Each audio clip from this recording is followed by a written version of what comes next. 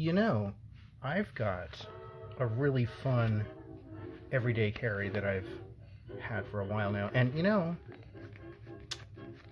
a couple of these pens I didn't have working until very recently, and I got them looked at by a dear pen friend who's a genius at restoration, and I just had to share these with you because this is a really fun everyday carry. It's 3 pens that I've been using a lot lately, and I've been bringing them to work.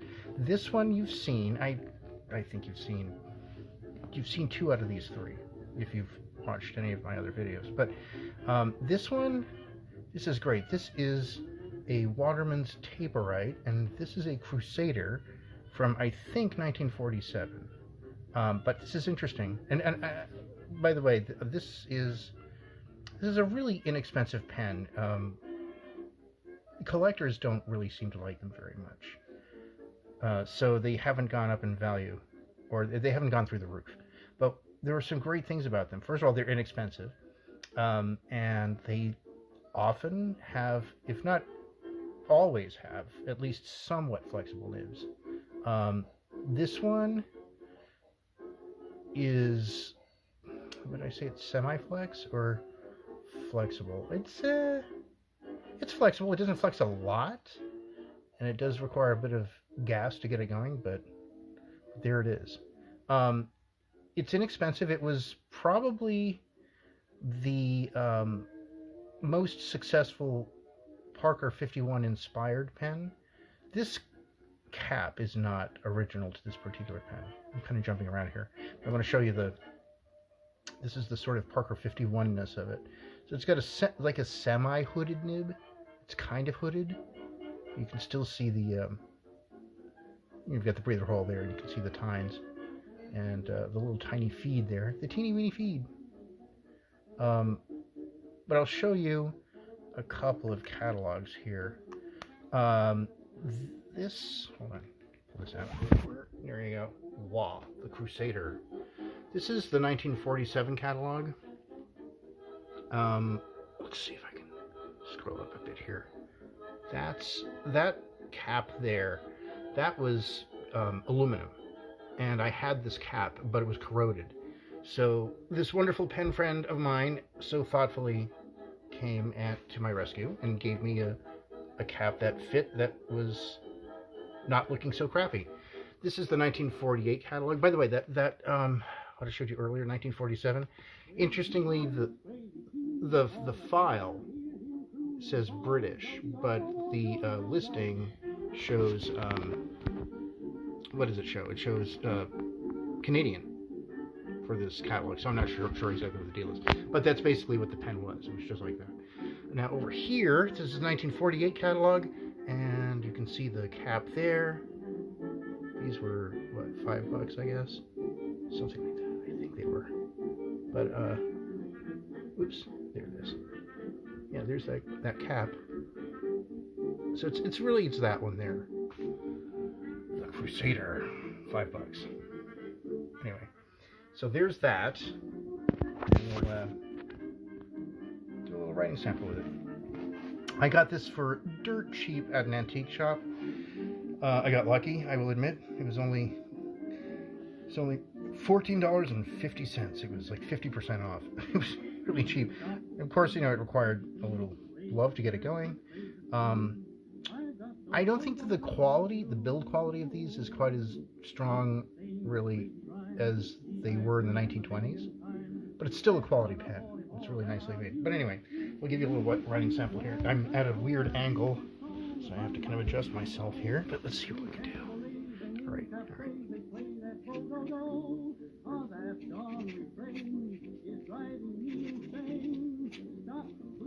And see, yeah, that's nice. If I zoom in a little bit here, just for ha-has. Boom! So you get kind of an idea of what this thing can do. But it's great because it's not perfect, and it was inexpensive. So I'm not scared to use it. Not scared. There you go. This pen is great. It's a lot of fun.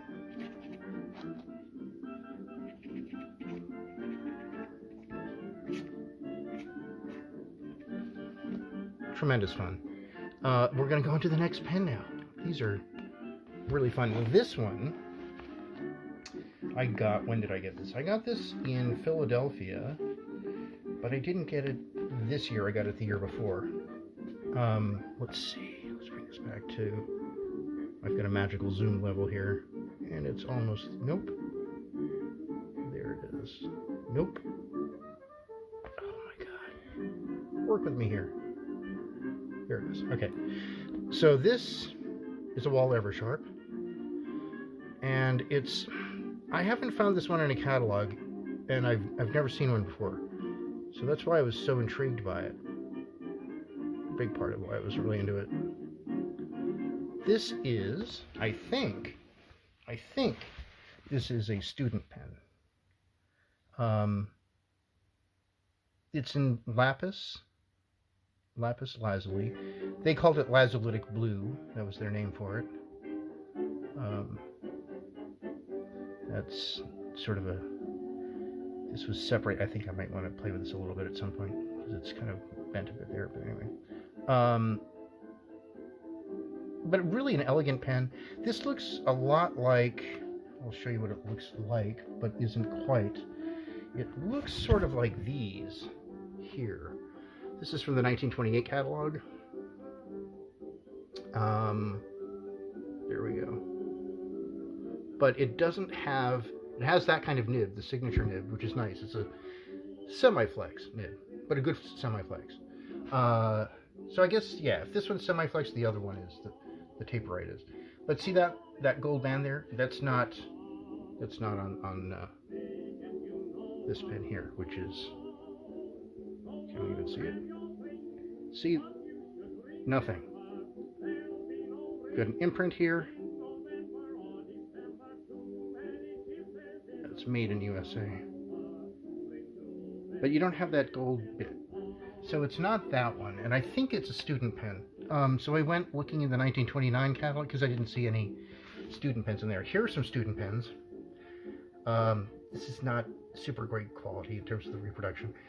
They're student pens with things. I still see what appears to be a band up at the top there, a gold band or gold filled band. And over here, whoop, where's the, this is impossible to do. Here we go. Down there. Right. So it shows the colors. It says rosewood, ebony black, jade green, and red. So it doesn't have the lazulitic blue. So I can't give you a definite answer on this. But it's a neat pen. And it's a great writer. Wonderful nib. Post this thing. To adjust myself here. We'll see how similarly and differently they write.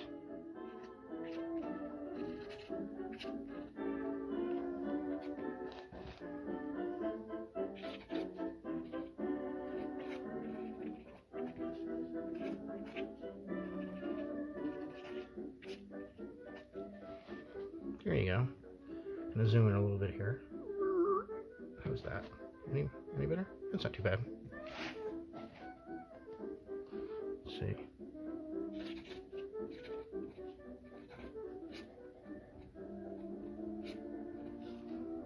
Yeah, that's nice.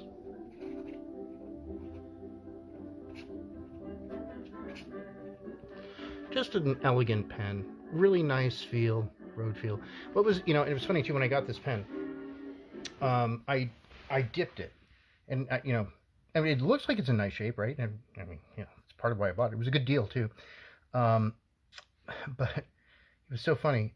It didn't, even a pen that needs a lot of cleaning and restoration. Generally, when you dip it, it'll hold some ink and it'll write. This one didn't do anything at all, and I was petrified that maybe the feed had been damaged or something, but no, it was just dirty. So that was such great news. So it was fine. It didn't have any real problems. And this pen I've shown you before, and it's an amazing pen. Absolutely amazing pen. But I was having problems with it skipping. This is what collectors like to call the changing lanes pattern. It's hard rubber. I kept saying it was from 1923 or so. I was close. I looked in some of the catalogs, didn't find it until I hit the 1925 catalog. And I'd kind of assumed that by then they'd stopped making outrageously flexible nibs. But apparently, at least from what I'm able to gather here, it looks like they still made flexible nibs at this time. It's got a comb feed here. So it's not, it's not their first feeds, which look like a piece of black spaghetti. They're very, very primitive in a lot of ways, but they're super elegant because they don't have these little fins on the side. But these are still fairly simple. I like simple feeds. I just don't like them when they have those big, deep fins and everything. They just look overly complicated, and it looks like something that can get clogged and dirty pretty easily to me. I like feeds that have deep ink channels, especially for flexible nibs. This one, oh yeah, I'll show you the catalog. Don't miss that part. I'm going to put it here temporarily. But it's such a cool catalog. Here it is. It just says here, regular line. All the pens of the regular Sheaffer line are decorated with the distinctive Sheaffer chasing. It's that changing lanes pattern there, which is really cool. Let's see, the following degrees for their nibs. Fine, medium, coarse, extra fine, posting, stub, and manifold. Manifold points add 50 cents to the list price. It's kind of amazing to us now with our obsession with flexible nibs that the manifold nib was more expensive, but it had more gold, and it was considered a premium product at the time. And it gave you the ability to make carbon copies, so it was useful in that way. But yeah, what a cool pen. There you go. I think this one just has the nickel silver lever here, and yeah, so I think it's this one. It's that trim level there. So I guess it was what, $275? Cheap. I mean, yeah, I forget what $275 was then, but it was. I mean, it wasn't cheap. It was, what was it? It was probably well, getting close to like $100. I'll look up the inflation calculator info on it, but. This thing has an outrageously flexible nib. It's incredible. I shared this in one of the Facebook groups, and a very famous, highly respected authority on vintage fountain pens, who also restores them and has sold them for years, expressed concern that it might, in fact, be on the verge of being sprung because it's so incredibly flexible. However, there are a couple of reasons why I don't think it is. First of all, I've examined the nib repeatedly. When I went to buy it, I looked at it very carefully, very closely, looking for any signs of, like a crease forming coming out of the breather hole. There's just nothing. They're long tines. It's a thin nib, and it's just magnificently flexible. This wonderful dear friend of mine who helped me restore these pens, I brought this to him, and he basically sanded off at least a third of, well, maybe a third of an inch. A lot of the end of the feed, and deepened the middle ink channel. Just that one. There were 3 of them, and wouldn't you know it, it seems to be working a lot better than it had been. The thing is, when a pen is this flexible, that's magnificent. When it's this flexible, you really can't expect it to flex that much and write quickly without railroading. You can't. But this is pretty damn good. Railroad. You know what? I'm fine with it, frankly. It's an amazing pen.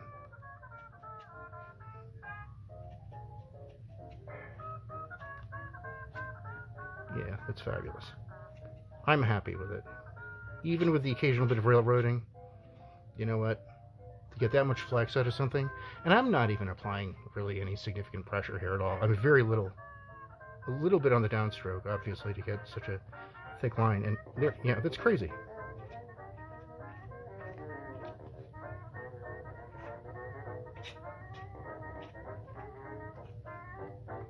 It's awesome. Crazy. Anyway, fabulous group of pens. A lot of fun to write with. And very different. You know, they all have tons of character and personality. And I just adore them. And I'm very happy with this one. It's just such a cool pen. It's really fun to show off these big fat lines with it. So there you go. 3 really fun pens that are my everyday carry lately. Happy writing, everybody. And I can't wait to make some more videos. I've got so much to do to show you guys. So much. Have a great one.